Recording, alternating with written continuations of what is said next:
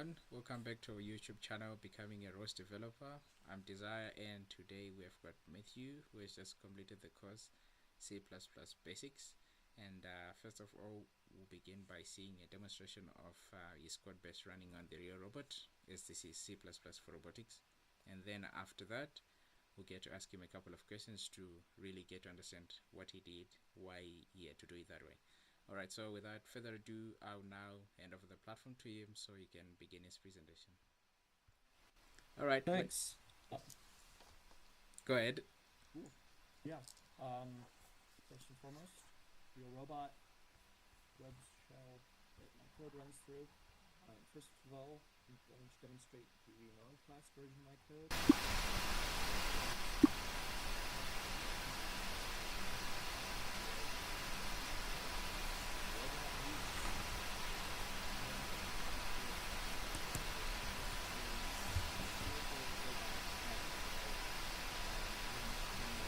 Jumping a bunch of data.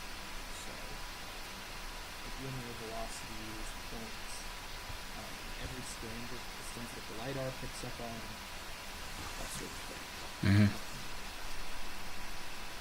Next, moving on to the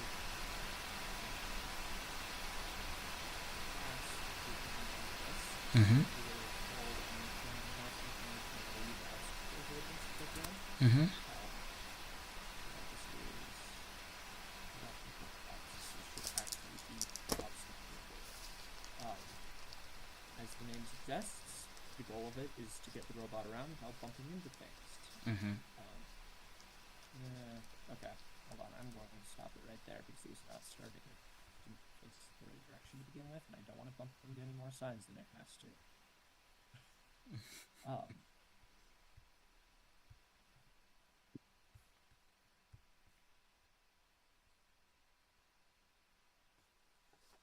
There we go.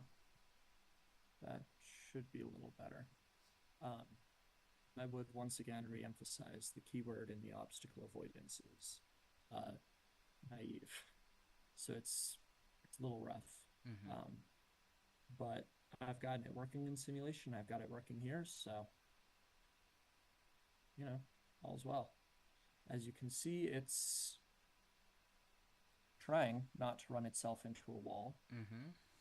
Keyword trying, from what I can tell.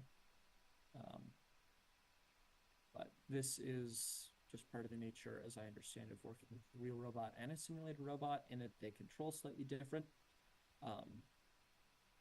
At this point, I feel it appropriate to jump to simulation, because faffing about with a real robot, I could waste my entire presentation time slot, and I want to demonstrate my code actually working, as opposed to having to reset the robot every 15 seconds. Alright, we still have got time, so we can go back to that one later. So let's see the simulation version, and then we can be testing on the real robot after that.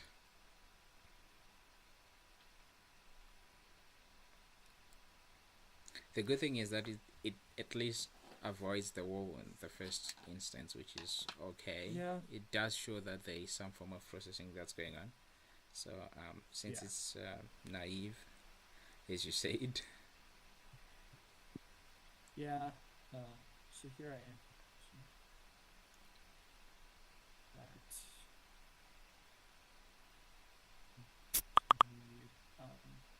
Since the non-classed doesn't really actually have any logic in it, and I demonstrated that it functioned with a basic level in situ, I feel I don't need to show the simulation for that.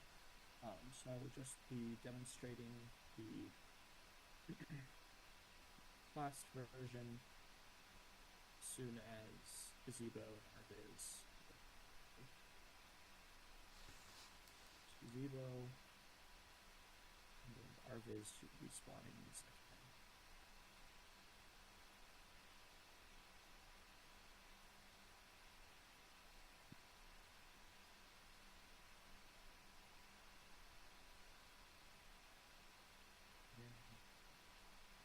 Building, robot control, next, and then do the thing. So see it dumps a bunch of information to the console, which is useful, including direction, velocities, distance traveled in a step versus distance traveled total, what it thinks it's avoiding. This was a really interesting piece of code. It was suggested like, hey, you can do it this way. And, oh no, why is it doing that? That's not good. Let's see how, let's see it in Gazebo and see where it is. Yeah, I'm just going to relaunch it because it was...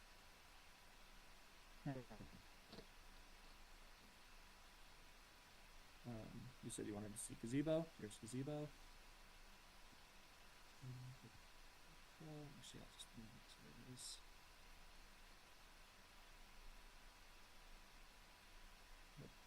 Shoot, go away. Just move it to the side. Maybe if we can see both, that would be ideal, yeah. Oh, very well. Graphical tools. I personally prefer RViz to Gazebo because I think the colors are fun. But to a degree, that's neither here nor there. So there. This should be working. Okay, let's see the top view in Gazebo so that we can... Yes. Maximize.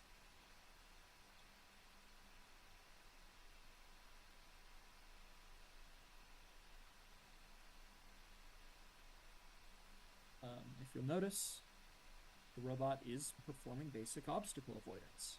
Okay. Also, the other thing about RViz I like is it has these almost vectors to show a little more clearly which way the robot is facing and which way it came from. So, yeah, it's going. One interesting technical limitation I've had to brush up against is basically what happened right there. What's going on there? So if the robot gets too close to a wall, the LiDAR sensor isn't able to detect that the wall is there anymore. I don't know for sure why this happens. I think it's just the nature of LiDAR, where it's like, okay, it doesn't detect anything in a very, very small radius because it would be detecting itself, and that's not productive or helpful. Yeah, it has to start detecting things beyond its frame, right? Its standard radius. Yeah, so... sometimes, however, the robot gets into a situation where the wall is within that distance, meaning it doesn't actually detect the laser scan data there. Yeah. And it's like, there's an opening here. I'm going to go through this opening. And then it crashes into the wall repeatedly. Right. Okay. But when you set your great threshold, right, what threshold values did you set? So, like, what's the closest obstacle that the if I'm not mistaken, it was either 0.5 or 0.35. Part of the problem is I'm getting all of the different projects I'm working on slightly confused. It should be 0.3, I think, or at least 0.3, right? Otherwise, it should be slightly bigger. But yeah, that's one of the reasons why. That's one of the reasons why it's 0.3, because you want to make sure that it doesn't get too close to an obstacle that it ends up not being able to see it, right? So another part of that that's interesting to grapple with is step size, because I would need to implement logic of, okay, I need to tell that the scan in the direction I'm heading is greater than my step size by 0.3 before I take the step in order to avoid that situation. So... Because the situation is, the step size is too big, but the problem is if I make the step size too small, then it has to cycle through a bunch, and it's really, really slow. Okay. Yeah, I see. But, I mean, here we are in Gazebo. It's so far made it, 2/3 of the way around. You'll see it's, at least for now, giving the walls a pretty healthy breadth. And is, best as I can tell, unless it runs into something really weird. Yeah, so far it does work. It works pretty good in simulation. I am keen that you try it again on the real robot. So you just change the spot where it starts, and then we can see if it can manage to at least duplicate this. I mean, yeah, 100%. It's just that and just that.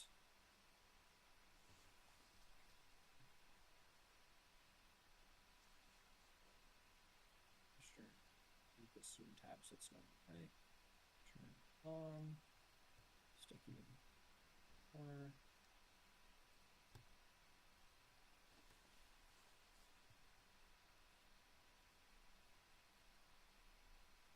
This is here. This. Turn.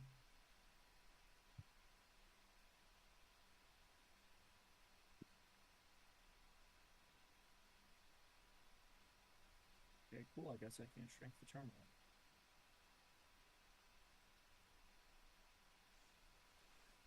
Actually, yeah.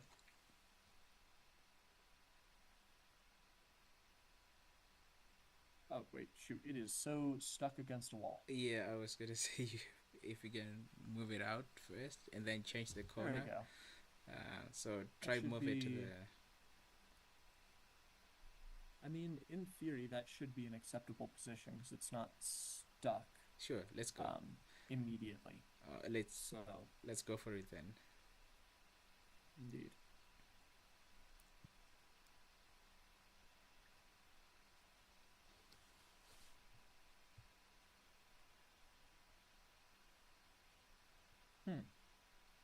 Interesting.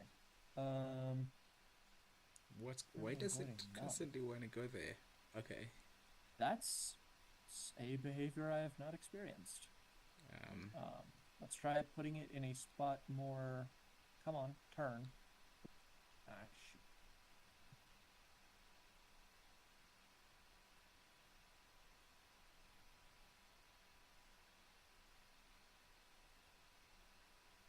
Okay. Let's try this one more time.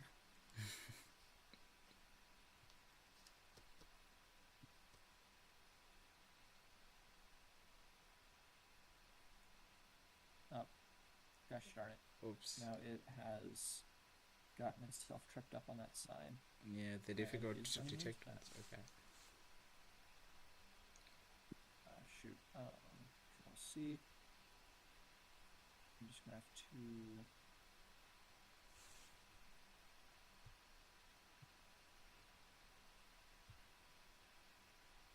There. Let's try facing it that way. Mm-hmm.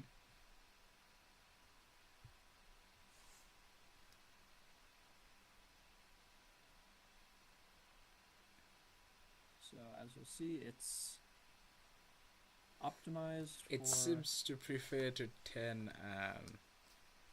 clockwise versus counterclockwise. Well, So which is why I'm gonna actually. I think that's a something that is the result of. Why is it not turning that way? uh, Okay, whatever. can we at least see? Okay, one last try, and then we can go through your code and Yeah. see how you implemented your If I'm not obstacle avoid. mistaken, it's predication towards turning clockwise Yep. is a result of the fact that it always spawns here in simulation and is therefore, um, I mean, in simulation, it's like, okay, I want to turn clockwise.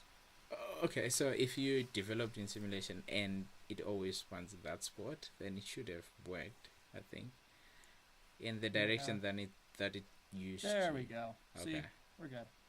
Okay, so there's Never mind. definitely a preference to. Yeah, it definitely has a preference to counterclockwise. Okay. Sure. Let's see your code base, right? So we mostly want to see Yeah. where the obstacle avoidance logic is happening and why is it So, happening that way, right? yeah.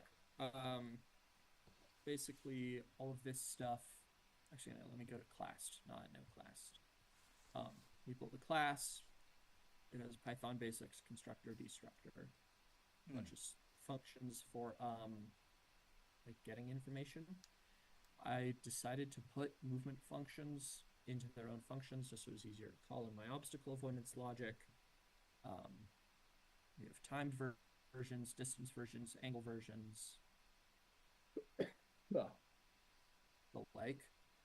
Getting down into my naive avoider, um, it starts for each one of these sectors, left, front, right, and right, collecting laser scan data for each, determining the minimum distance in each one of those. The closest thing I can compare them to is like pie slices. I guess that angle, Yeah, like set of sectors, angles, right? Okay. sector. Yeah, Thank you. so That was the the word I was minimum looking distance for. in the sector, yeah. And then it checks if that minimum distance is greater than a threshold. Yeah, And that's if the it is, okay. then a boolean is set in this, for purely example, left clear. This boolean is okay, is min left, the minimum distance in left sector, greater than the threshold? I use all of that information down here in my decision making of like, okay, you know, all of this is clear, we move forward. If front isn't clear, then we turn to the clearer side. So I rotate, um, either to the left or to the right based on if the min front left or min front right is greater, and Here's then an move forward a interesting little bit. yeah, here's an interesting question. So when your when your robot is making the decision of which direction to turn, right? Which one is considered first? You we probably could be able to find out why it prefers to turn counterclockwise every other time, right? If we could understand that.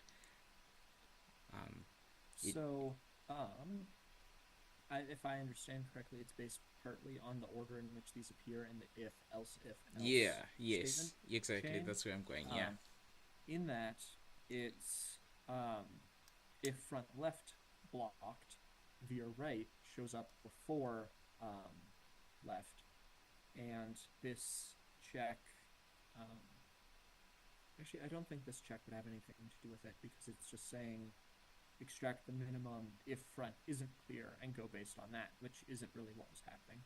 So I would mostly attribute it to the fact that, I have the logic to turn right first in the else if block, Okay, and the so logic is to the turn first left option. second.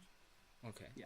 Well, Okay. okay, it's not the first option, but it's the first option a robot will bump into.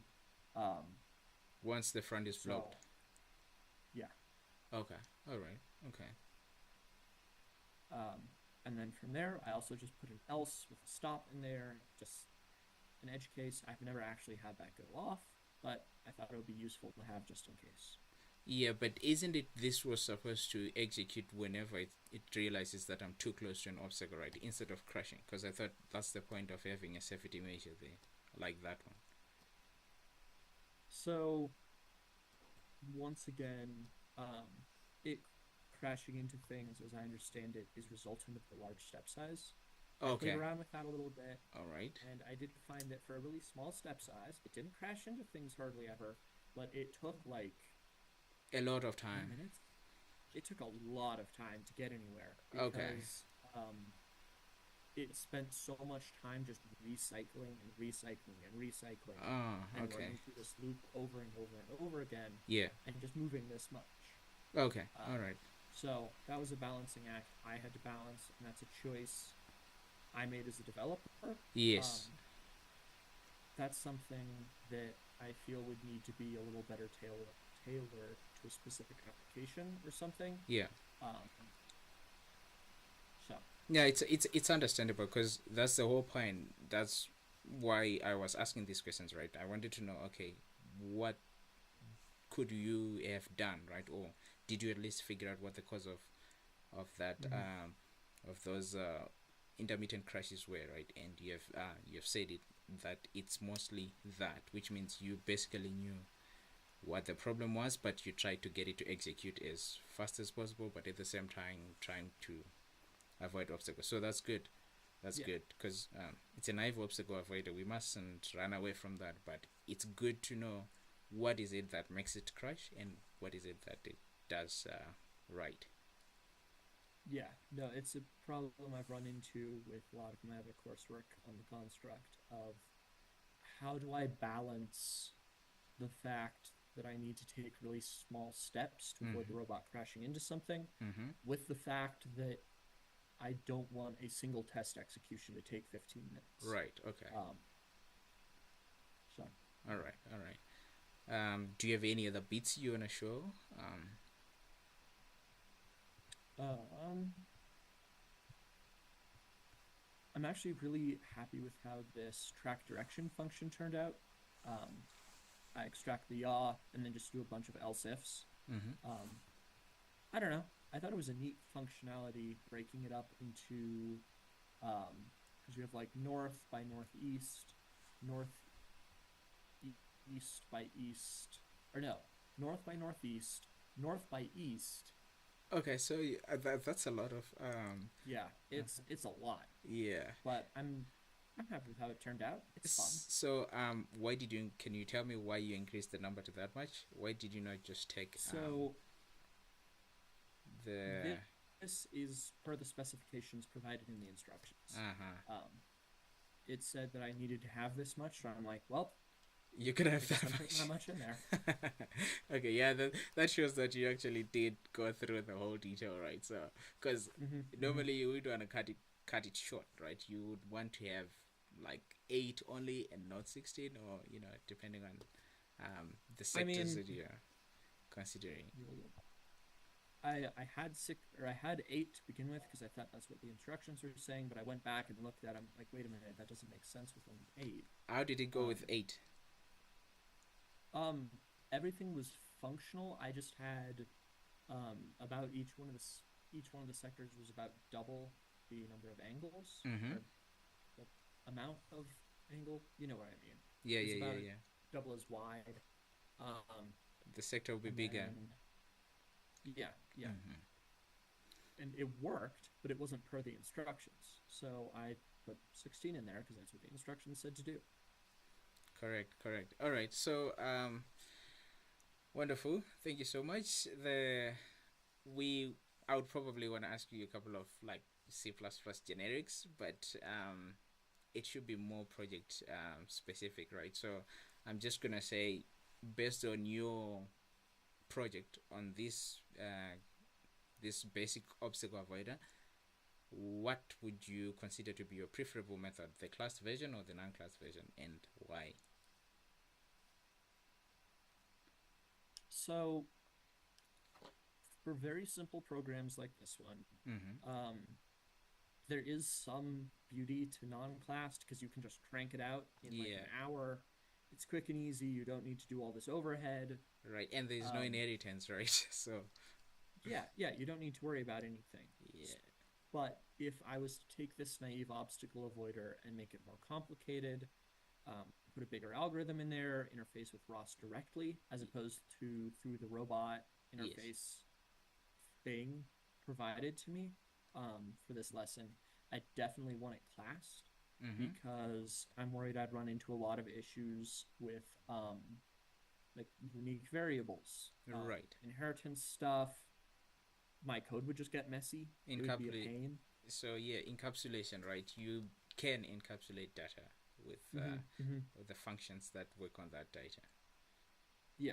Also, if in any way I start interfacing with ROS2 more directly, so like building nodes, Mm-hmm. assigning them subscriptions, building this one as like an action server. Yeah, I Yeah. believe that's the termers. Yeah. Action Something server, like actions that, then client. I'm Yeah. definitely going to want it classed because the syntax otherwise gets weird and clunky. And a lot of my other prior concerns just get worse of like, okay, for each, where do I put this? I'm going to need a lot of unique variable names, and that's going to get cumbersome to keep track To of keep track of and all of them. remember. Also, the ability to just have a function set aside. It's like, okay, only this node can get to it, and only this node can use it, Yes. um, is very powerful, as is the notion of self. Um, I, yeah, so All right. All I right. mean, I use the Python term self because that's what I'm a little more familiar with. But Yeah. Yeah. conceptually, the idea of, okay, I'm pulling something from myself, From not within just out myself. of the ether. Yeah. Yeah. That would be And the that this allows me to keep variable, track of right? things very easier. Yeah. Yeah. That would be the this keyword if it's Right. in C++, right? Right, it's this, not self. Yeah. Yeah, all right. All right. Yeah, but I'm glad you managed to get the code working and also properly implement it in C++, right? So that's also pretty good. Yep. And also just understanding what exactly you need the class versions for, right? Because that's where it gets very important, because when you start trying to create things like action servers and action clients, and you'd want to know which method calls what and which subscriber subscribes to what. So that's very good. All right. Yeah. So I think that's it from my end. So we'll wrap it up here, and you just hang on for me, and we'll finish our conversation on Zoom. All right. Cool. Very well. Thank you. All right. All right, everyone. So this was Matthew's presentation. Congratulations to him, and would like to encourage all those of you who would like to give a shot to all the courses that we offer certification on to do so, and you can come and showcase your work. So until next time, keep pushing your learning.